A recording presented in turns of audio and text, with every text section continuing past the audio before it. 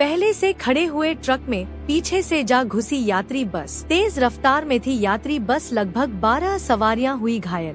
भोपाल से रायसेन जिले के सिलवानी जा रही थी यात्री बस, तभी माना ढाबे के पास ग्राम कुसियारी के पास खड़े ट्रक में पीछे से घुसी तेज रफ्तार यात्री बस। स्थानीय लोगों की सूचना पर मौके पर पहुंची पुलिस। सभी घायलों को इलाज के लिए जिला अस्पताल भेजा गया। सभी घायलों का जिला अस्पताल में इलाज जारी। डॉक्टरों के मुताबिक कुछ मरीजों को प्राथमिक उपचार के बाद भोपाल किया जा सकता है रेफर। यात्रियों के अनुसार तेज रफ्तार में थी यात्री बस, इसी कारण हुआ हादसा। बस और ट्रक दोनों के ड्राइवर मौके से हुए फरार। स्थानीय प्रशासन के अधिकारी और पुलिस अस्पताल में मौजूद।